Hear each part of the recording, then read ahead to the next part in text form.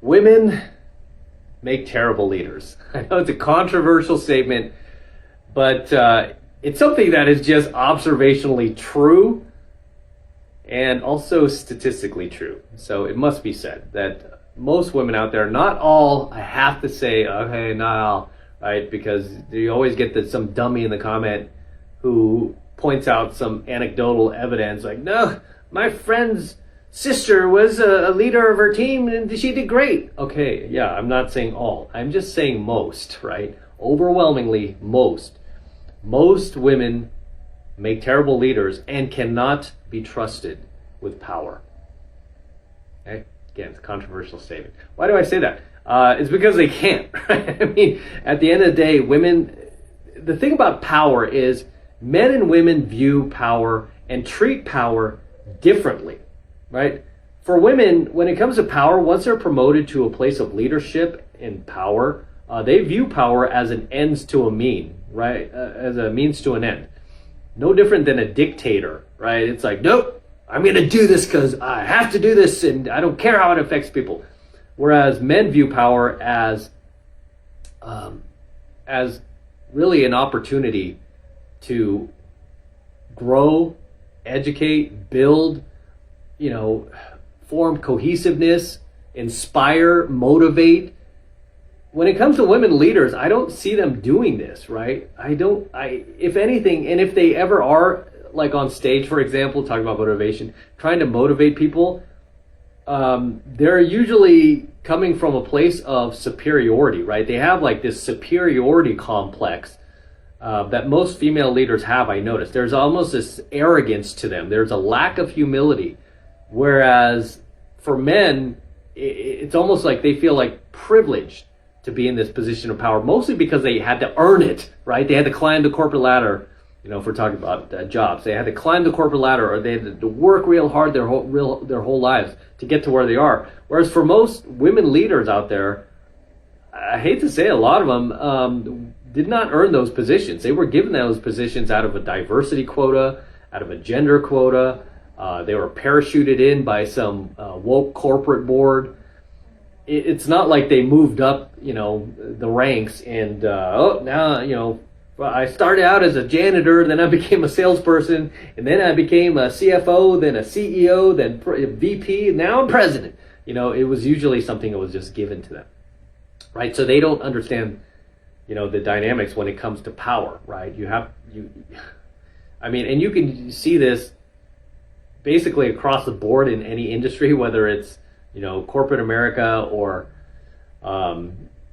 team sports, or just basically anywhere. I think I was watching this episode of Survivor, Men versus Women, on this dude's YouTube channel, and they were showing how the men cooperated with each other and versus how the women cooperated with each other, and there really was no cooperation when it come to the women's team. They were like, there was a lot of just gossiping, catfighting. They weren't getting anything done.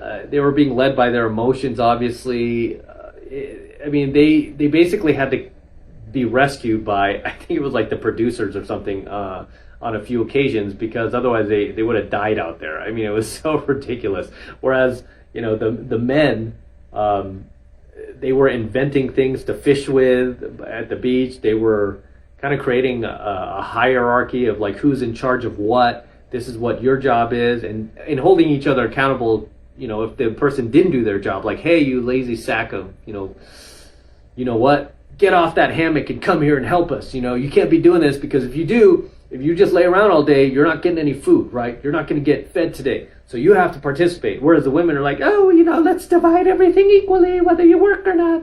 Men don't operate that way, right? Because we understand power. We understand how it can be abused. We understand how it could be, weaponized to do evil things. But we also understand how power could be used to do good things, right?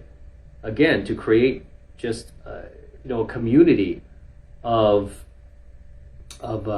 like a cohesive community that works together in harmony versus constant catfighting, right? And you might have seen this too if you've had female bosses, for example. I did an article that did really well on my 33 Secrets channel about how most people, statistically, men and women, they were especially surprised at the women, how overwhelmingly most women out there preferred a male boss. And these are women. Hey, what happened to women supporting women, right? These are women. They preferred a male boss. They did not want to work with a female boss. Why? Why is that? Why not?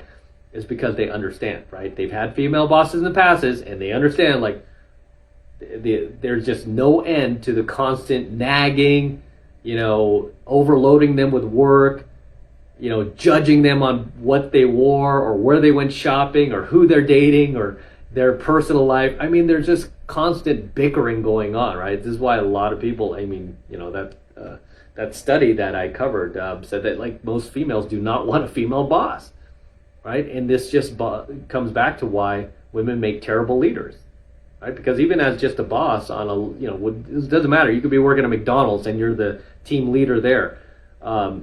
It's probably a horrendous experience, right? Again, not always me. I'm sure there are some great female bosses out there somewhere. I'm sure there are. I've had a couple. They weren't bad. They were okay. But overwhelmingly, in positions of power, they make terrible leaders. Does this mean that men don't make terrible leaders? Sure. And it's usually the ones that are no different than women. They're caught up in their feminine frame. They're gossiping, bickering. They get jealous. They get envious of other dudes. Yeah, those type of dudes, they make terrible leaders too, right? They'll try to get you fired because they think you might get the next hot babe or something, and they're getting ignored. So yes, right? But when I talk about statistically, I'm talking about the overwhelming majority, right? Which seems like a lot of people don't understand. The overwhelming majority of women out there, prove me wrong, make terrible leaders. Not to mention, women are inherently driven by groupthink and the need to conform to social norms or popular thinking, as opposed to just doing what's right, okay? Whereas, when it comes to men, we're not so easily influenced, we're not so easily manipulated by what the current thing is or what the current narrative is. We don't care. We're willing to go against the grain. Well, at least some of us are these days, right? So that's something that really hurts women when it comes to them being in positions of power or leadership, is they get peer pressured into doing what the group wants, right?